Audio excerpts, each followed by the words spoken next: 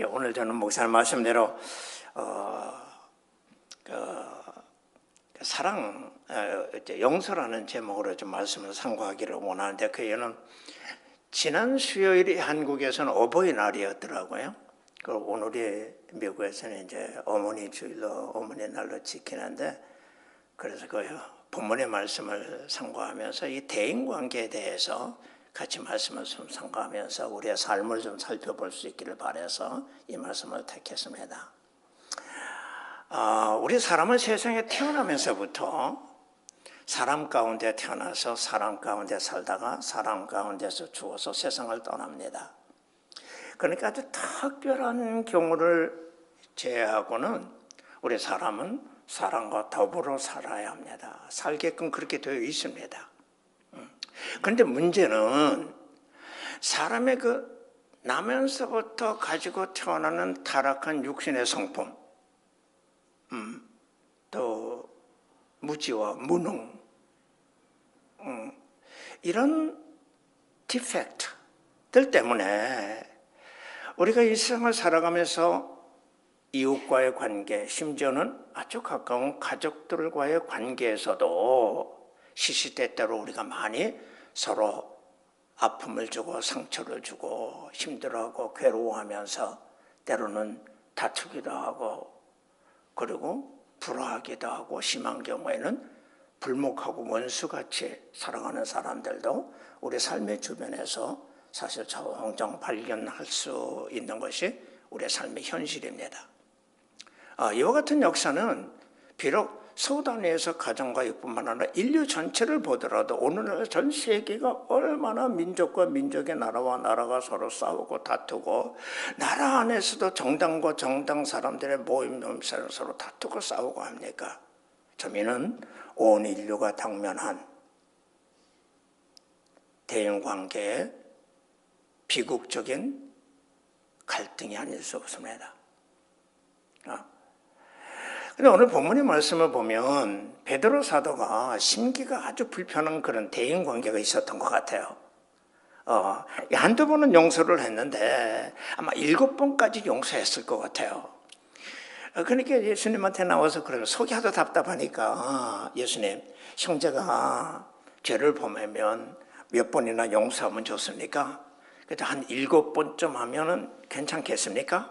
그렇게 물었어요. 그 얘기는, 야, 베드로야, 너같이 성격이 급하고 불같은 사람이 어떻게 7번을 용서를 하냐? 아주 네가 충분히 용서할 때를 했다. 그렇게 답변해 주시면, 야, 이제 됐다. 가서 그 다음에 한 번만 더 죄를 지면 그냥 조박으려고 그러셨는지도 모르겠어요. 그래서 예수님께서는 베드로 사도가 상상도 할 수 없는 답변을 하신 거예요. 이런 답변을 하시리라고는 진짜 눈곱만 것도 생각 못했을 거예요. 야, 베드로야, 형제가 잘못하면 7번이 아니고 7번씩 70번까지라도 용서해야 된다. 그러니까 이 말을 듣는 베드로는 그냥 멍했을 것 같아요. 근데 도 맞은 거죠, 그냥. 그러면서 예수님께서 왜 그렇게 끊임없이 용서를 해야 하는지 그 이유를 본문의 비유를 통해서 설명해 주셨어요. 그런데 그 이유는 본문의 내용을 살펴보면 첫째로 뭔가 하면은 우리 모두가 1만 달란트 탕감받은 죄인이다. 그러니까 용서해야 된다. 그런 말씀입니다. 오늘 본문의 내용을 여러분 다 아시니까 간단하게 말씀드리면, 임금이 자기한테 1만 달란트 빚진 종하고 회개를 했죠. 계산을 한 겁니다. 그러니까 1만 달란트가 얼마나 큰가 하면은 오늘날 미국의 달러로 계산을 해서 하루의 품삯을 100불로 정하다 하더라도 6 빌리언 달러예요. 어마어마한 돈이죠. 어떤 학자들은 그것이 그 당시에 유대의 1년 국가 예산이었을 거라 그렇게 말하는 분도 있습니다. 바클레 목사 같은 분은 그렇게 말합니다. 그러니까 어떻게 갚겠어요? 그러니까 빕니다. 내 처자는 다 해서 갚았나이다. 못 갚으니까 불쌍해서 탕감해줬어요. 이렇게 탕감이라는 게 원어에 보게 되면 아페미아라는 단어인데 용서해줬다는 얘기예요. 그러니까 용서라는 게 뭔가 하면 안 받고 받은 걸로 쳐준다는 얘기예요. 안 받았지만은 내가 받은 걸로 쳐주겠다. 그러니까 넌 나한테 이제 빚 없다. 이게 가라 그랬어요. 그러니까 이 사람이 얼마나 기분이 좋겠어요. 여러분 생각해 보세요. 그 1만 달란트 빚이 다 없어졌으니까 이제는 안 갚아도 되니까 너무너무 기분 좋겠죠. 나가서 누굴 만났는가 하면 친구 동료를 만났는데 얼마 빚진 사람이 자기한테 100데나리온 빚진 사람이에요. 그게 달러로 계산하면 오늘날 1만 불, 만 불 빚진 사람이에요. 그것도 굉장히 많죠.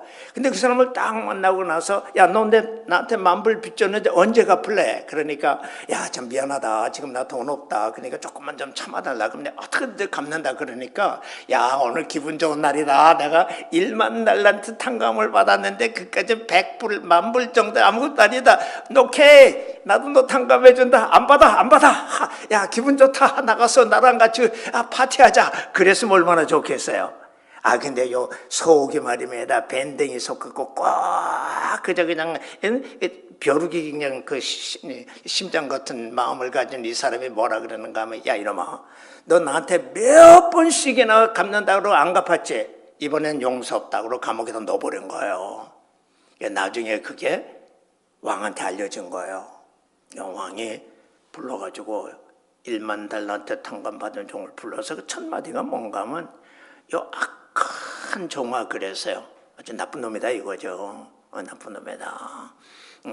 너 내가 1만 달란트를 탕감해 줬으면 네 형제가 너한테 100데나리온 빚진 거는 그건 아무것도 아니지 않느냐. 그 용서해 줘야 마땅하지. 그걸 용서를 안 해주냐. 너같이 나쁜 놈은 감옥에 들어가서 계속해서 뭔가 하면 갚을 때까지 나오지 마라. 그렇게 얘기하십니다. 그래서 이 말씀을 하시면서 지금 예수님께서 베드로를 무슨 말씀하시는 것 같으세요? 야, 베드로야, 사실 네가 바로 1만 달란트 탕감받은 이 죄인과 같은 사람이다.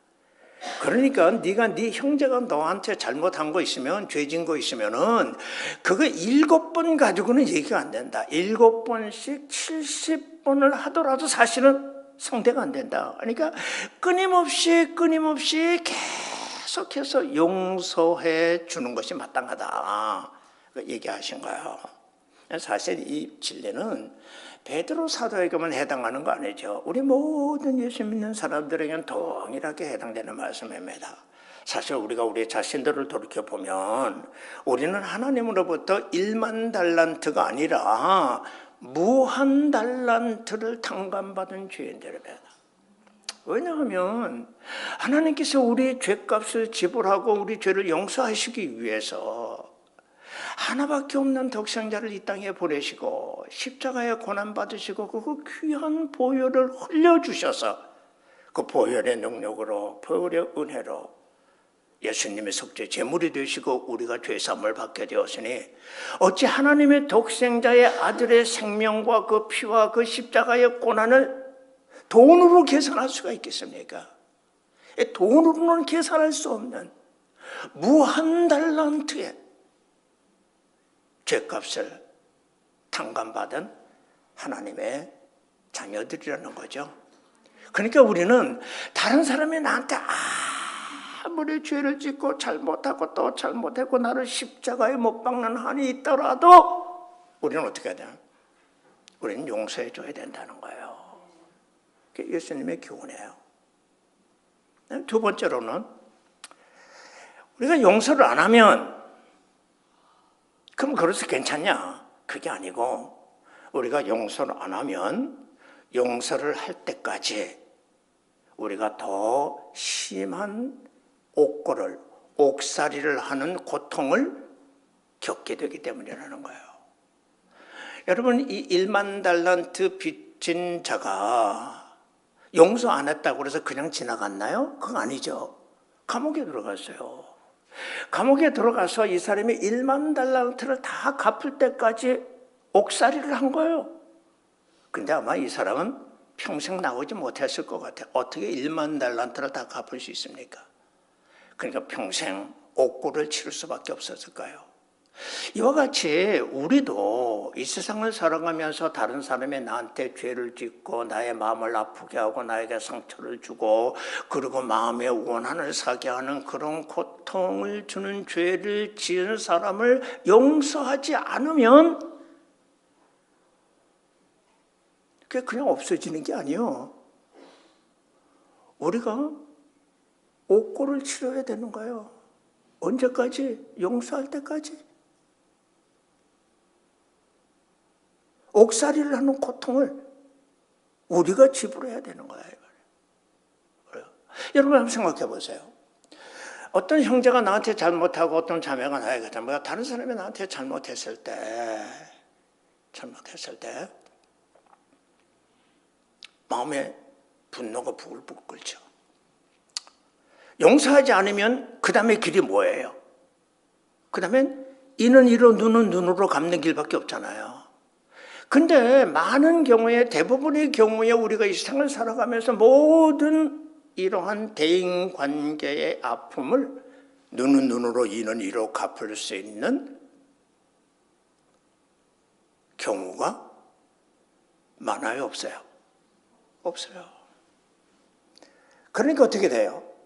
그 마음속에서 풀려나가지 않으니까 여기서 부글부글 끓는 거야. 분노가 그냥 폭발하고 화산처럼 뜨겁게 폭발하고 용광로처럼 부글부글 끓으니까 내 마음의 평안이 사라져버리고 고통과 고민과 괴로움과 한숨과 탄식만이 나오는 거야. 그게 뭡니까? 옥살이죠. 마음의 평화가 없어져 버리니까 옥살이입니다. 그럼요.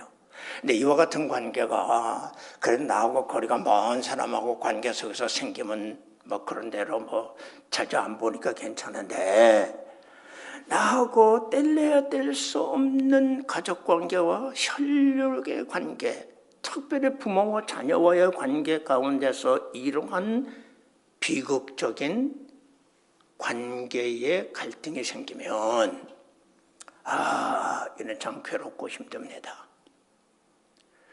그렇기 때문에 성경은 뭐라고 얘기하는가 하면은 자녀들아 에베소서 6장 1절에 보면 주 안에서 너희 부모에게 순종하라 이것이 옳으니라 내 아버지와 어머니를 공경하라 이것이 약속 있는 첫 계명이니 이로써 내가 잘되고 땅에서 장수하리라.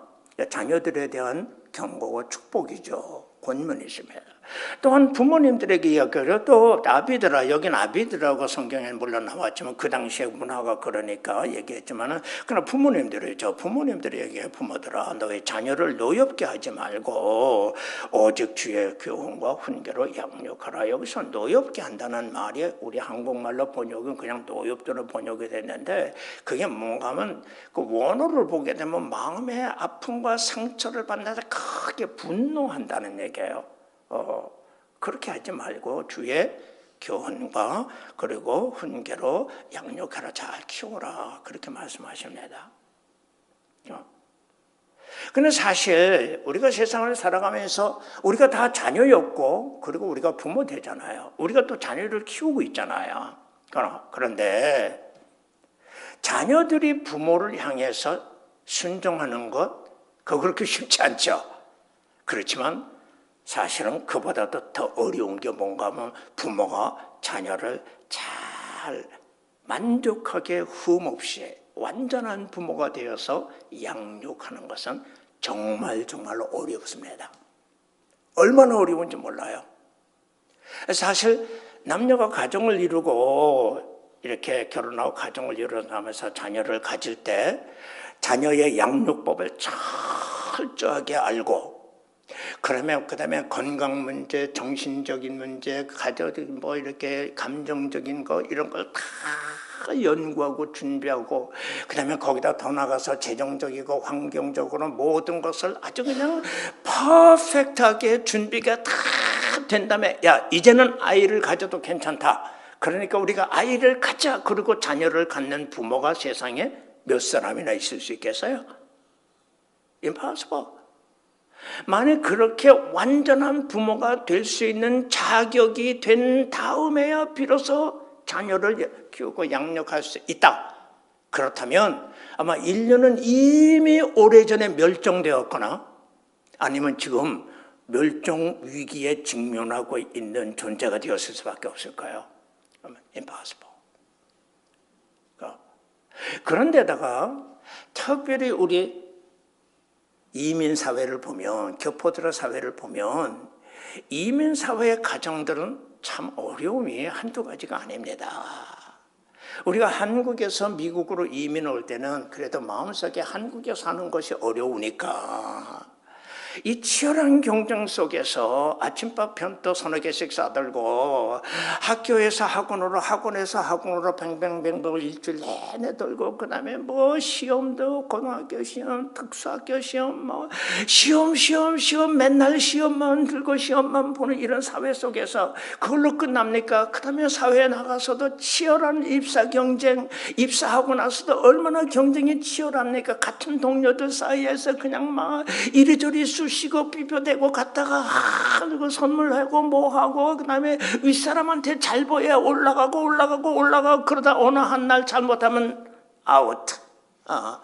이런 사회 속에서 우리의 자녀들이 계속 살아나기를 원치 아니하기 때문에 그래도 전 자유의 나라, 기회의 나라, 아메리칸 드림에 대한 소망을 가지고 우리가 나는 고생하더라도 당신과 나는 고생하더라도 애들만이라도 그래도 우리 미국에서 전 최고의 나라, 제일 좋은 나라에서 한번 살아보도록 해보지 않겠느냐, 그런 소망을 가지고 어렵고 어려운 과정을 거쳐서 미국에 이민을 왔습니다.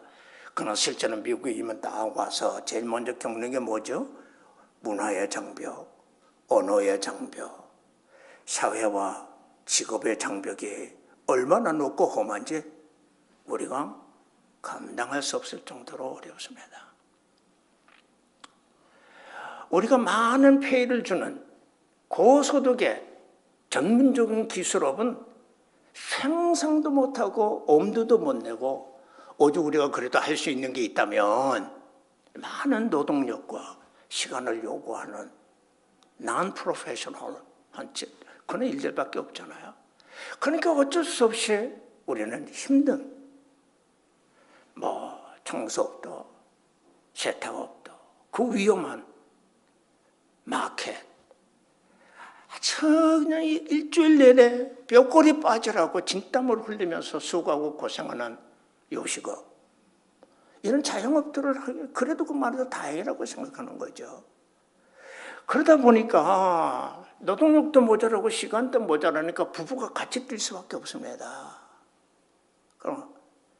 그러다 보니까 애들은 자연히 소홀하게 됩니다. 그런데 자녀들은 부모의 그 피눈물 나는 희생과 헌신, 그 자녀를 향해서 눈물을 흘리는 안타깝고 애틋한 그 마음 모르는 거예요. 왜 그러냐면은 자녀들은 자기가 부모가 되어보기 전에는 부모의 심정을 알 수가 없습니다. 인생은 자기가 되어보고 자기가 체험해보기 전에는 다른 사람의 입장과 다른 사람의 체험과 다른 사람의 마음과 다른 사람의 아픔을 알까요? 모를까요? 전혀 모르는 거예요. 자식도 마찬가지예요. 자식이 부모의 마음을 어떻게 압니까? They can never understand. 그러니까 부모들이 자기에 대해서 소홀하는 것에 대해서 마음의 원망과 불평이 생기는 거예요. 거기다 더 나가서 보면 자녀들이 말입니다. 잘 사는 자기의 동료 친구들을 보게 되면 엄마 아빠가 굉장히 무능해 보이는 거예요. 예? 거기다가 부끄러워 보이는 거예요. 왜 우리 이렇게 가난하고 못 살고 우리는 왜 이렇게 홀대를 받고 사나. 그러니까 엄마 아빠에 대한 뭐가 나와요? 무시하는, 멸시하는 태도와, 그리고 더 나아가서는 속에서 원망과 불평이 자라기 시작하는 거예요. 그래서 동시에 또 자녀들도 참 안타깝고 불쌍합니다. 미국에 와서 자녀들이, 우리 부모님들만 언어의 장벽이 있고 문화의 장벽이 있나요? 자녀들도 마찬가지죠. 학교에 가서는 백인들 흑인 아이들한테 놀림받고 왕따 당하고 자존심 상하는 거 얼마나 아프겠어요. 거기다가 한국 부모님들이 얼마나 자녀들이 잘 되기를 바라서 공부 잘하라고 프레셔를 줍니까? 그러니까 엄마 아빠를 위해서라도 애 학점 받아야 하겠다는 그 자녀들이 느끼는 스트레스, 얼마나, 그게 또 마음대로 됩니까? 안 되는 거죠. 거기서 오는 frustration, 그게 뭐 너무너무 심한 거죠. 그러다 보니까 시시때때로 엄마 아빠 마음에 안 드는 언행이 나옵니다. 불평도 나옵니다. 짜증도 나옵니다. 근데 부모님들은 자녀들의 심정을 이해할 수 있을까요? 없을까요? Never. 왠가 하면은 미국이라는 교육 시스템 속에서 공부를 해본 적이 한 번도 없기 때문에요. 모르는 거예요. 그러다 보니까 서로가 힘든 겁니다. 거기다가 언어의 소통이 잘 안 되니까 시간이 가면 갈수록 언어의 소통이 멀어집니다. 자녀와 부모가 마음속에 있는 깊은 곳으로 서로 터놓고 깊이 마음과 마음이 통하는 커뮤니케이션, 대화가 이루어지지가 않습니다. 그러다 보니까 갈등은 갈등대로 커지고 부모는 부모님대로 속상하니까 처음 한두 번은 그냥 넘어가지만 계속되면 신경질을 내고 짜증도 내고 야단도 치고 때로는 말 안 들으면 심하면 때려주기도 합니다. 그렇게 되면 어떤 경우에는 그냥 지나가는 경우도 있지만은 그러나 심한 경우에는 자녀들에게 그게 마음에 지울 수 없는 상처로 남아. 심한 경우에는 반항합니다. 그리고 가출하기도 하고. 그리고 가정에서 어머니 아버지와 관계 속에서 생기는 여러 가지 갈등들 속에서 불만과 불편이 생기고 학교에서 학업도 잘 안 되고 그러면은 자포자기하게 하고 그다음에 타락의 길로 빠지는 사람들도 있고, 그냥 어떤 사람들은 그냥 참고 견디다가 나중에 성인이 되어서 엄마 아빠에 대한 받은 상처와 아픔들이 아버지 어머니에게 나타나기 시작합니다. 그때는 어머니 아버지를 몰라라 하고 홀대하고, 그리고 엄마 아빠에 대한 아픔의 과거의 상처들에 대해서 불만을 토로하게 됩니다. 그렇게 되면 이 부모와 자녀와의 관계가 너무너무 어려운 관계로, 비극적인 관계, 아픔의 관계, 고통의 관계로 인생을 마치는 경우가 되는 거예요. 종종 있는 거예요. 이와 같은 어려운 관계를 해결하는, 이 관계를 평화의 관계, 사랑의 관계, 이해의 관계로 해결하는 하나님의 처방이 바로 뭐냐면 그게 용서예요. 용서예요. 그건 작건 간에 끊임없이 용서하라는 예수님의 이 말씀이 우리의 관계를 회복시키고 관계를 행복하게 지켜나가는 하나님의 처방입니다. 그래서 우리는 세상을 살아가면서 특별히 가까운 관계, 자녀들과의 관계는 우리가 아무리 자녀들이 잘못해도 사랑으로 품어주고 용서하고 또 용서하고 또 용서하는 수밖에 없어요. 또 자녀들도 부모들이 얼마나 고생하고 힘들어하는가를 이해하는 마음을 가지고 이해하려고 애쓰고, 그리고 기도하고 사랑으로 품고 용서하고 감싸주고 해야 됩니다. 제가 이제 나이 많아서 여러분에게 할아버지 목사 입장에서 권면해보고 싶은 거 있어요. 혹시 여러분들 가운데서 부모님과의 관계에서 아직도 마음의 아픔과 상처가 있고 그러시다면 부모님을 생각할 때마다, 엄마 아빠를 생각할 때마다 여러분의 마음이 참 힘들고 아프고 서먹서먹한 관계가 있다면 이 예수님의 말씀을 따라서 용서하는 하나님의 처방을 택해보시기 바랍니다. 네. 사실 여러분이 혹시 부모님과의 관계 속에서 받은 상처와 아픔들이 있다면 그것이 부모님들이 고의적으로 의도적으로 여러분의 마음을 아프게 하고 상처를 준 거 아니라는 거예요. 세상에 어떤 부모도 자기 자녀를 고의로 일부러 마음 아프게 하고 힘들게 하고 상처를 주는 부모는 없습니다. 부모님은 자녀들을 사랑합니다. 그건 하나님이 주신 하나님의 섭리예요. 섭리예요. 특별히 엄마들의 마음은 더 간절하고 애절합니다. 왜냐하면 하나님께서 엄마들의 마음에는 모성애를 주셨기 때문에요. 그런데 이 모성애는 한국 엄마들뿐만 아니라 전 세계 모든 엄마들의 마음속에 하나님이 주신 가장 강렬하고도 변하지 않고 고귀한 사랑입니다.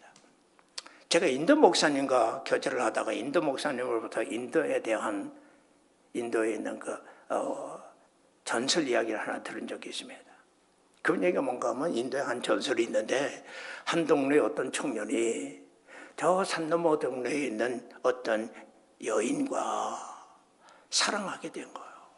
근데 그 여인과 사랑에 깊이 빠져서 결혼을 하기를 원해서 결혼하자 그랬더니 그 여인이 하는 얘기가 뭔가 하면 나도 당신하고 결혼하고 싶은데 I want to verify your love.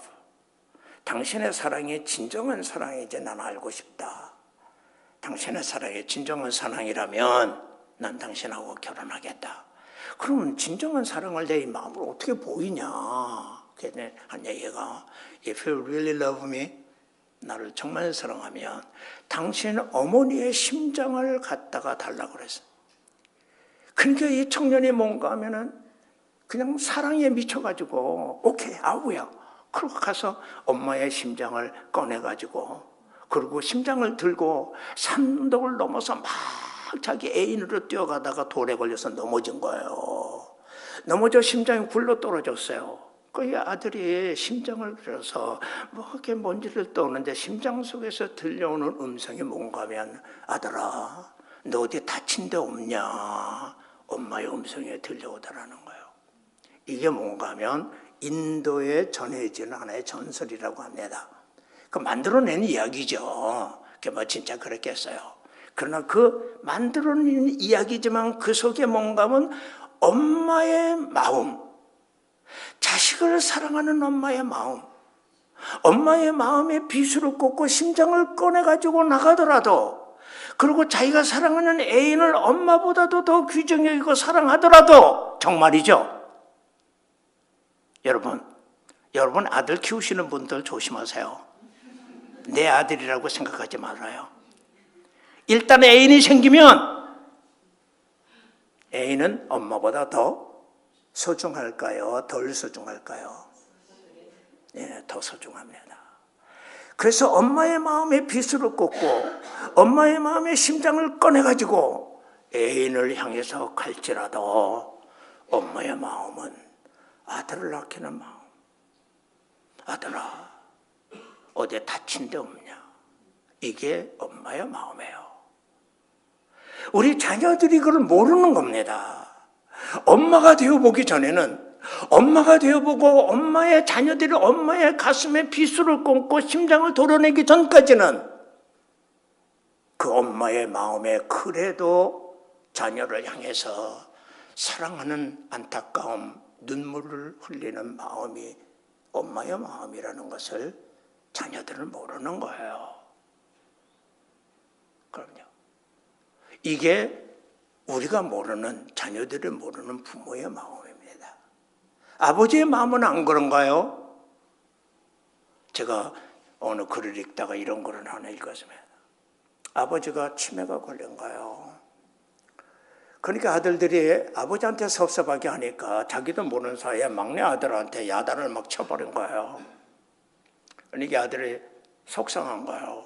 아버지 이해 못하고 호되게 야단만 치니까.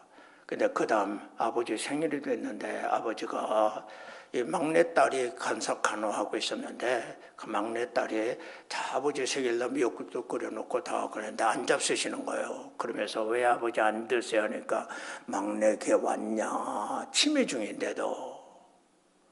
아직 안 왔네요. 그래, 올 때까지 기다리자. 그러고 다 식도로 안 먹더라는 거예요. 결국 막내 아들이 안 왔어요. 근데 결국은 다 안 먹고 끝까지 막내 아들을 왔냐? 걔 왔냐? 묻더라는 거예요. 이게 아빠의 마음이에요. 이게 부모의 심정입니다.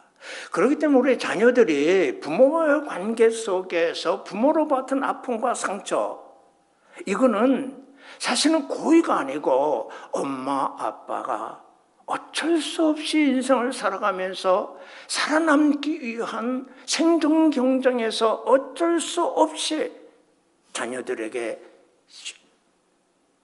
기저주었던 실수, 허물, 그리고 부족함, 이어치, 때로는 자녀들의 잘못 이해하고는 오해였을 가능성이 너무 많지. 실제로 부모님들이 의도적으로 자녀의 마음에 상처를 주는 경우는 없다는 것을 여러분 믿으시기 바랍니다. 그게 하나님의 마음이에요. 우리가 하나님께 죄를 짓고 하나님을 향하여 대적할지라도 하나님은 독생자를 주시기까지 우리를 사랑하신 사랑, 하나님의 진심입니다. 하나님이 우리를 책망하시고 우리에게 징계하시는 것은 우리가 잘 되라고 사랑하기 때문에 징계하십니다. 그것처럼 부모님들이 자녀를 향하여 야단치고 징계하고 때로는 때려도 주는 것은 자녀가 잘 되라는 사랑의 마음에서 나오는 거지. 자녀가 망하고 그리고 죽이고 그리고 아프라고 때리는 거 아니다 이 말이에요. 그 이해하시고 이번 기회에 주님의 말씀을 따라서 하나님, 내 마음의 상처 주님 아십니다. 내가 혹시 부모로부터 받은 이 상처 있다면 오늘 기도하면서 내가 부모님을 용서하게 해주시옵소서. 용서하시고 부모와의 관계가 회복되어서 앞으로 하나님의 은혜 가운데 행복한 관계로 남은 생애를 사시다가 하나님 앞에 서실 수 있기를 바랍니다. 또 놀라운 사실은 이 용서의 진리는 부모와 자녀와의 관계뿐만 아니라 모든 대인관계에 그대로 적용되는 진리입니다. 이웃과의 관계, 그리고 교회에서 성도와 성도들과의 관계, 우리가 이 세상을 살아가면서 사회생활을 하면서 만나는 사람들과의 관계 속에서도 우리는 끊임없이 형제의 죄를 용서하며 사는 사람이 되어질 때 우리는 옥고를 치르지 아니하고 우리 마음에 하나님의 평강으로 남은 생애를 살아갈 수 있게 되는 것입니다. 사랑하는 우리 프라미스 교회 성도 여러분, 오늘 이후로 여러분들의 대인관계 속에서 지나간 과거도 용서로 회복하시고 오늘도 용서로 진행하시고 세상 떠나시는 날까지 나에게 잘못한 모든 죄인들을 하나님의 나를 용서하신 것처럼 나도 용서해 주는 사람이 되어서 마지막 날 인생 마치고 하나님 앞에 서시는 날 주님께서 내가 너를 용서한 것처럼 너도 너에게 죄 지은 자들을 잘 용서하고 왔구나. 참 잘했다. 나와 함께 기쁨으로 천국 잔치에 참여하자. 그리고 주님의 칭찬을 받는 성도들 모두 되시기를 주님의 이름으로 축원합니다. 아멘. 우리 함께 기도하시겠습니다.